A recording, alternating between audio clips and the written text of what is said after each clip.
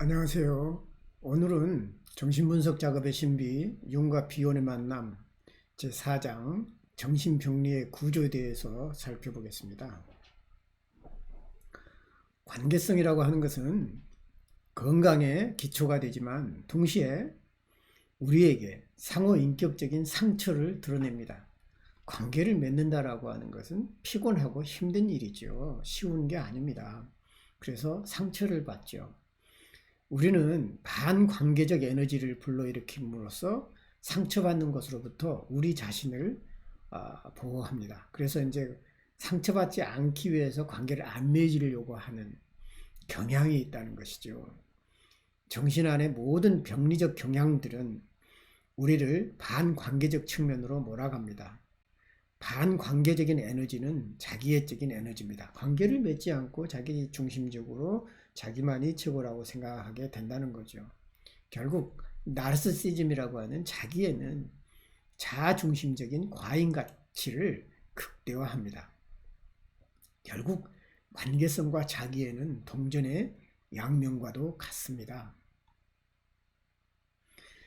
자기애적 컴플렉스를 보면요, 원래 자기 기만적이며 자기 파괴적인 행동은 자기 전체 정신의 부분들을 거절하는 것입니다.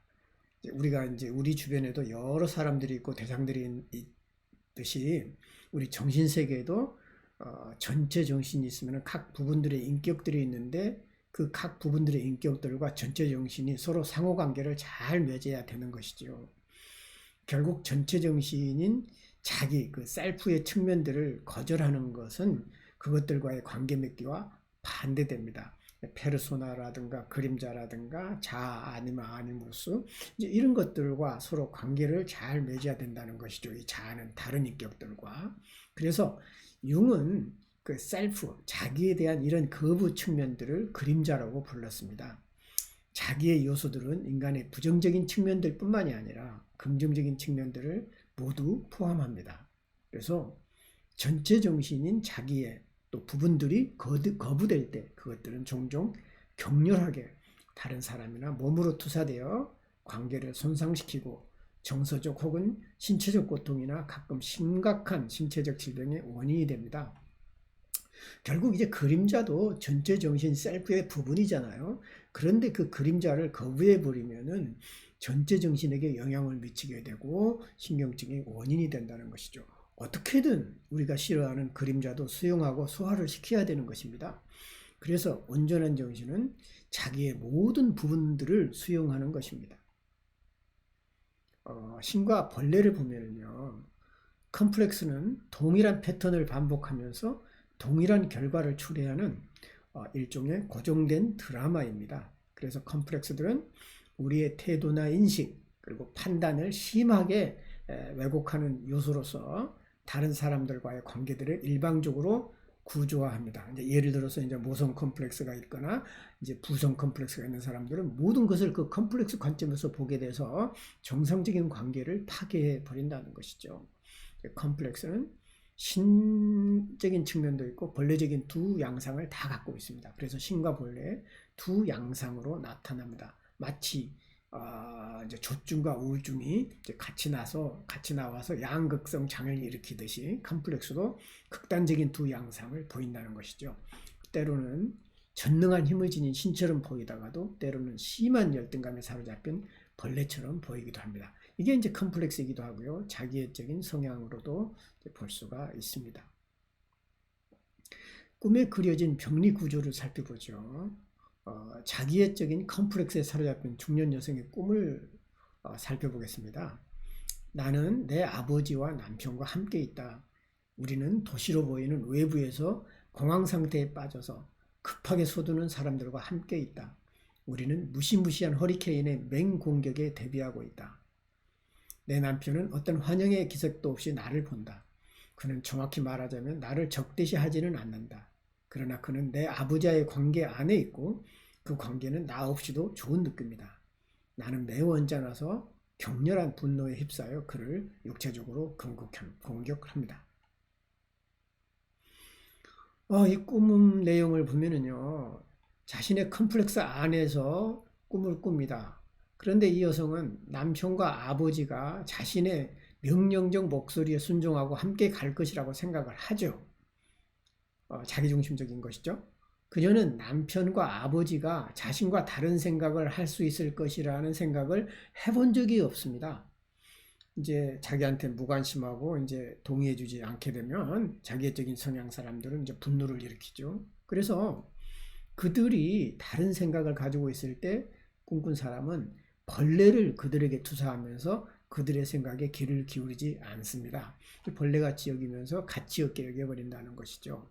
그러나 자신의 다른 반쪽인 남편 벌레가 자신으로부터 분리된 사실을 알게 될 때 그녀는 자신의 것으로 생각해서 비탄에 빠집니다. 결국 이 여성의 이제 남편으로 나타난 그 인격은 융심리학을 하면 이제 아니무스잖아요. 결국 그것은 전체 정신의 한 부분인 겁니다. 결국 자기 자신과 연계해서 생각해야 되고 관계를 맺을 수밖에 없는 인격이라는 것이죠. 벌레처럼 취급해서는 안 된다는 것이죠. 그녀는 벌레가 그녀 앞에서 자신을 낮추지 않는 한 신이 될 수 없습니다. 그녀는 배반당하고 유기됨을 느낍니다. 로젠펠트가 얘기하는 자기애적인 전능한 인격 구조를 보면은요, 전능성이라고 하는 것은 다가오는 일에 대해 생각하고 관찰하는 것으로부터 환자를 보호하는 환자 내부의 힘입니다. 전능한 것이 항상 나쁜 것이 아니라 본인을 보호하는 힘이 될 수 있다는 것이죠. 신처럼 거의 완벽한 강력한 힘으로 드러나는 전능성의 주요 목표는 이제 외부의 도움에 의존하기보다는 스스로 망상적인 전능함을 안전하게 유지하려는 것입니다. 이런 병리적인 전능성에 대한 망상은 결국 치료자에게 의존해서 도움을 구할 수 있는 모든 발전 가능성을 공격하거나 하찮게 여겨버립니다. 다른 사람의 도움을 받을 때는 받아야 되는 것이죠. 특별히 이제 치료 상황에서는 더 도움을 받아야 될 때는 과감하게 받아야 됨에도 불구하고 치료자를 무시하거나 하찮게 여겨버리는 경향이 있다는 것입니다. 칼 쉐드는 이런 전능한 힘을 보호자라고 부릅니다. 프로텍터. 어찌 보면 이 보호자는 상당히 부정적인 의미로 쓰였어요. 나를 외부부터 보호하려고 하는 보호자를 자기가 옹호하는데 그 보호자는 진짜 도움을 받을 것을 이제 못하게 하는 이제 이런 역할을 하게 된다는 것이죠. 페니의 사례를 살펴보겠습니다. 페니는 생후 6주가 되었을 때 거의 죽을 뻔했습니다. 그녀의 부모는 잠자는 아기를 데리고 클럽에 가서 휴대폰 보관소 안에 있는 바구니에다가 그녀를 놔두었습니다. 불행하게도 그들은 떠날 시간이 될 때 아기에 대한 모든 것을 잊어버렸습니다. 그리고 다음날 아침 술 기운에서 깨어날 때 그들의 실수를 알아차렸습니다. 그들은 급히 클럽에 들어갔지만 잠겨 있었습니다.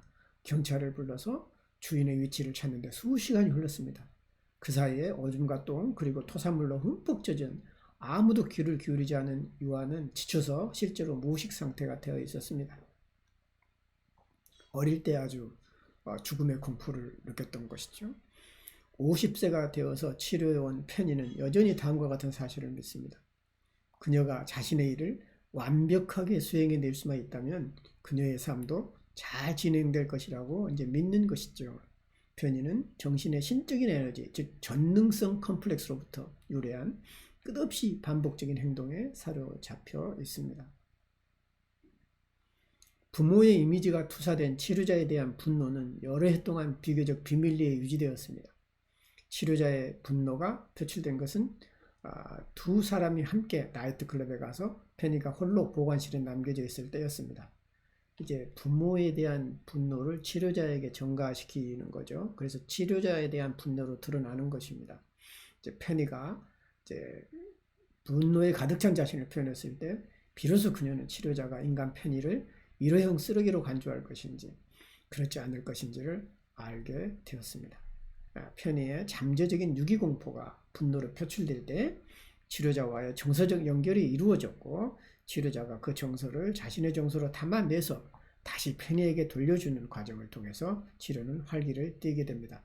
이제 그 환자가 보내는 이제 베타 요소를 이제 알파 요소로 바꾸어서 소화 가능한 알파 요소로 바꾸어서 다시 보내줬을 때 이제 정서적인 순환이 이제 이루어지는 것이죠.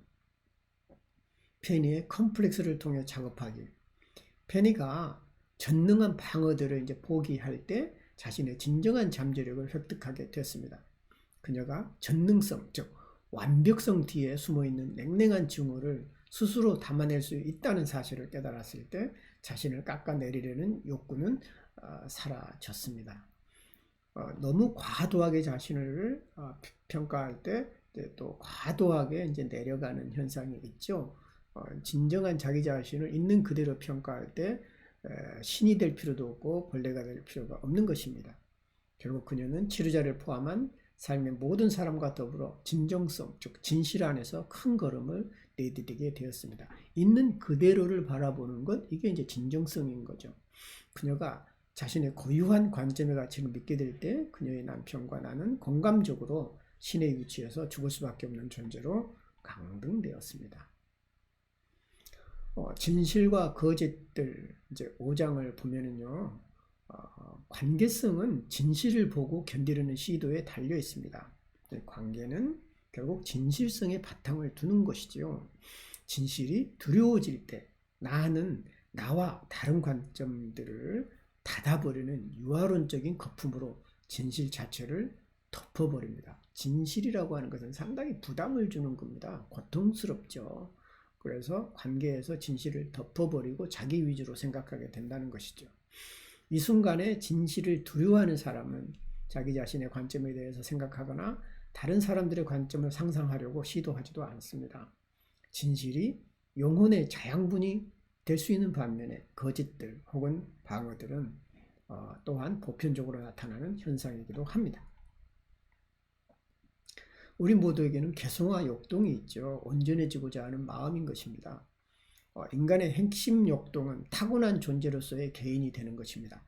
어떤 타고난 존재의 그 상태의 내가 되는 것이죠. 그것은 사회적 인간이나 가족의 일원으로서의 내가 되는 것과 반대되는 것입니다. 영은 이것을 본능적인 과정인 개성화라고 부릅니다.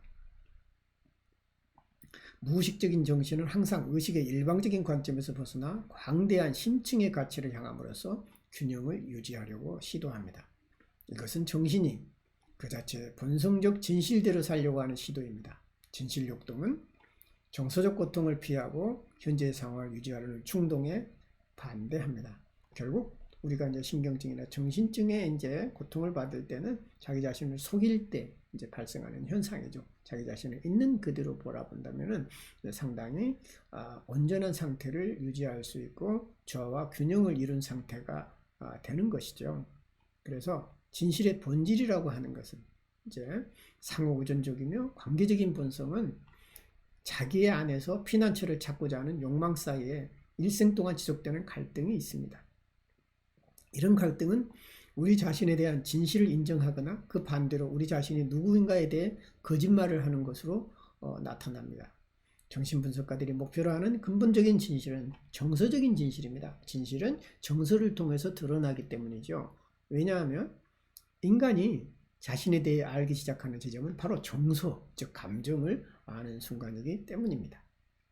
비혼이 말하는 진실은 O로 대변될 수가 있죠. 진실 O는 내부에 있건 외부에 있건 항구적으로 진화합니다. O가 진화한다는 거죠. 그것은 그 자체의 전체성 안에서 항상 모호합니다. 진실을 추구하는 것은 우리에게 이전에 사고된 모든 것을 버리도록 요구합니다.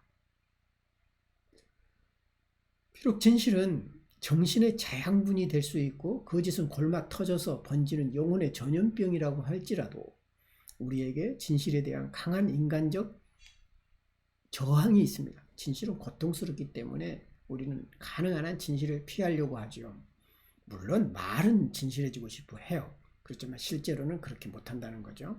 그래서 내부의 욕동이 우리로 하여금 자기 자신에 대해서 고통을 주는 진실을 인정하도록 요구하는 바로 그 순간에 우리의 상황들과 사랑하는 사람들 그리고 본능적인 정신에너지는 우리를 자기 기만과 거짓으로 몰아갑니다. 진실을 대변하는 정서적 경험들은 그것들이 얼마나 긍정적이냐에 관계없이 항상 고통스러운 측면을 포함합니다. 관계성은 진실을 찾기 위해 사고하는 능력처럼 개인이 발전시킨 담는 것과 담기는 것 그리고 PSD 이제 장치에 이제 기초하게 됩니다.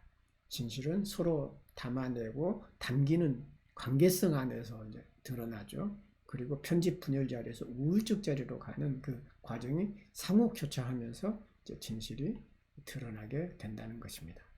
결국 알려고 하지 않는 것은 마이너스 K와 알아간다라고 하는 K의 관계를 살펴보면 다른 사람과의 모든 상호작용은 그것이 외부적이든 내부적이든 6가지의 연결 가운데 하나에 지배되는 것으로 묘사될 수가 있습니다. 6가지는 이제 3가지가 이제 마이너스 플러스로 나오는 거죠. L, H 혹은 K이거나 그 부정적인 측면이 마이너스 L, 마이너스 H와 마이너스 K입니다. 이제 사랑, 증오, 이제 알아감이죠. 마이너스 L은 사랑하는 마음을 없애버리는 것. 마이너스 H는 증오하는 마음을 없애버리는 것. 마이너스 K는 알려고 하는 것을 포기하는 것이죠. 이 6가지 연결들은 신호라기보다는 상징들입니다. 그래서 우리로 하여금 그것들을 정의하기보다는 그것들 주의를 순회하도록 요구합니다. 그럼에도 불구하고 그것들이 유래하는 단어들은 그 의미에 대한 힌트를 줍니다. 사랑, 증오, 알아가기. 이제 LHK죠. 그래서 링크는 하나의 통계 상태라기보다는 일종의 적극적인 연결입니다. K, 알아간다는 것은 진실에 대한 열린 마음이에요.